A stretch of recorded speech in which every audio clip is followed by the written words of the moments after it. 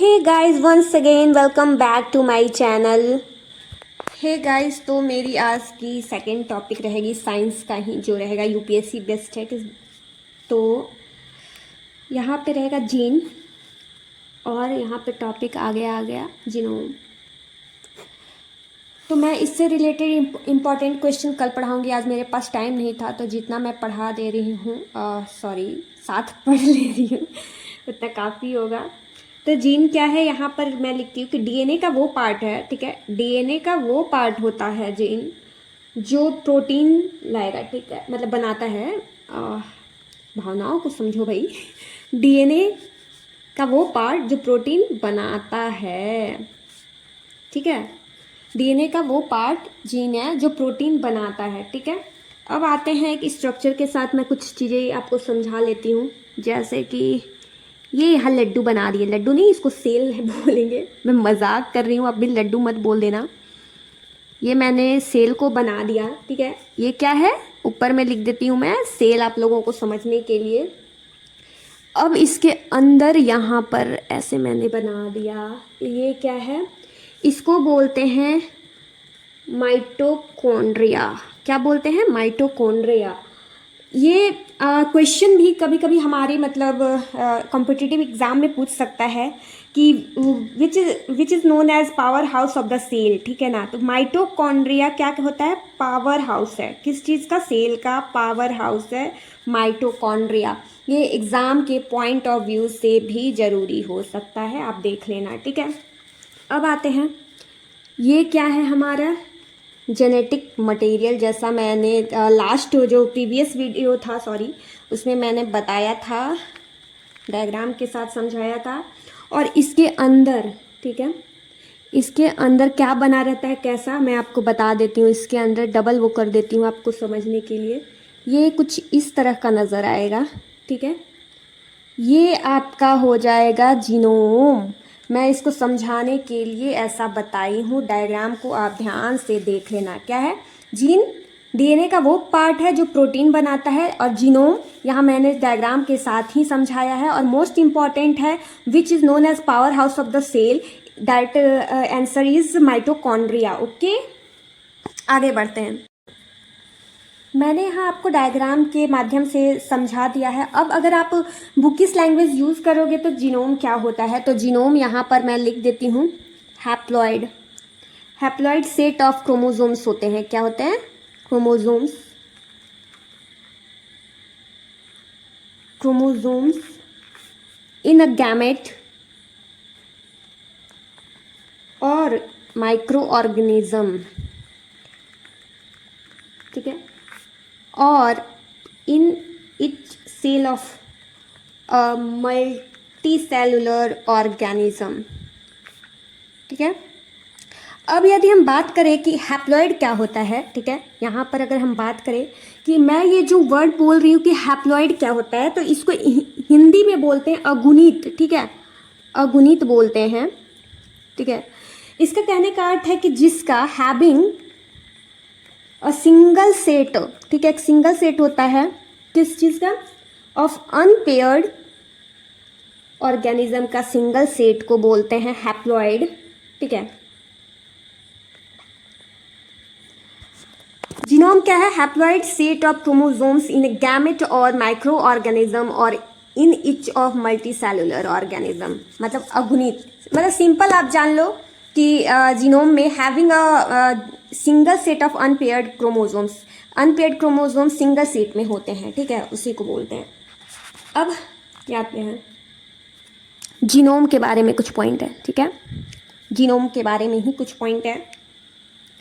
तो total amount of genetic material, ठीक, of mitochondria plus nucleus, मतलब इन सिंपल वर्ड, ठीक है।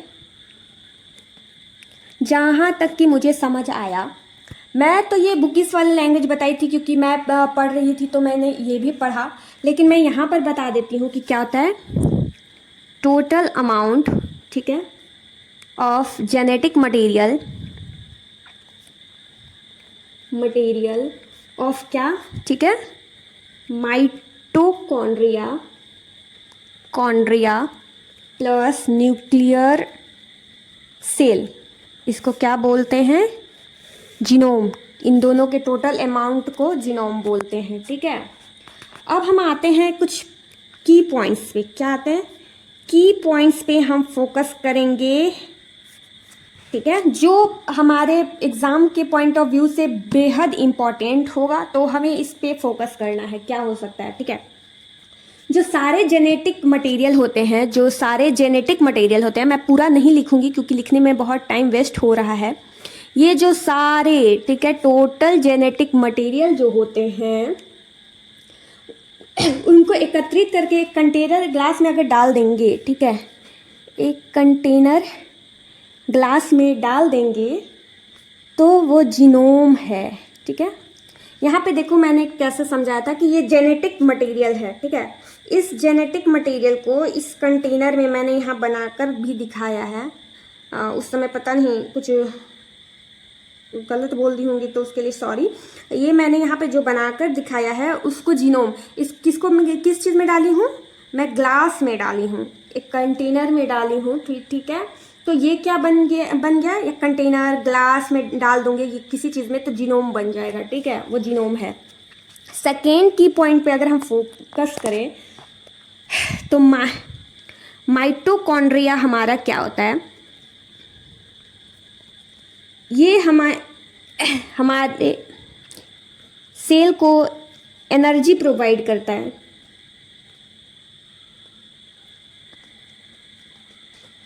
माइटोकॉन्ड्रिया क्या करता है, माइटोकॉन्ड्रिया प्रोवाइड्स करता है एनर्जी किसको, सेल और हमारे बॉडी को, ठीक है। ये सब कुछ इम्पॉर्टेंट पॉइंट है, इसलिए इसको पावर हाउस बोला गया है। मैंने बोला था ना यहाँ पावर हाउस किसको बोलते हैं, माइटोकॉन्ड्रिया को। क्यों, क्योंकि ये एनर्जी प्रोवाइड करता है हमारे सेल और हमारे बॉडी को, ठीक है। अब आगे बढ़ते हैं।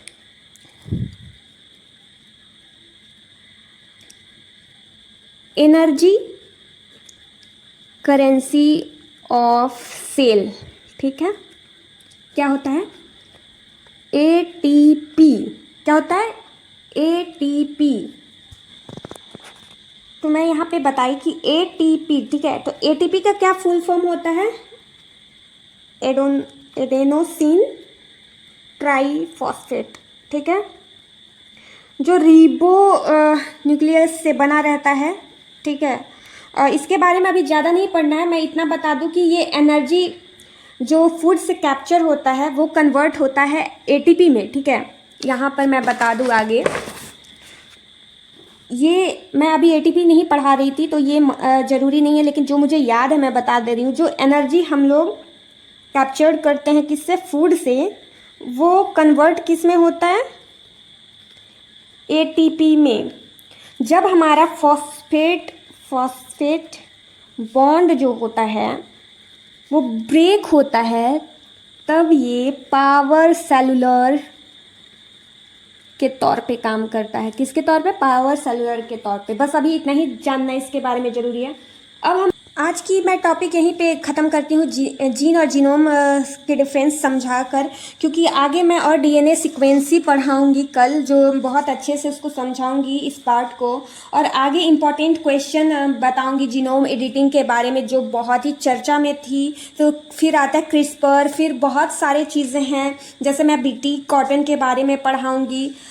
ये सारे एग्ज़ाम के पॉइंट ऑफ व्यू से बहुत अच्छे बहुत इम्पॉर्टेंट है जीनोम सीक्वेंसी, ठीक है। और ये एक और न्यूज़ में आया था धारा मस्टर्ड हाइब्रिड, तो मैं कल बताती हूँ। मिलते हैं नेक्स्ट वीडियो में।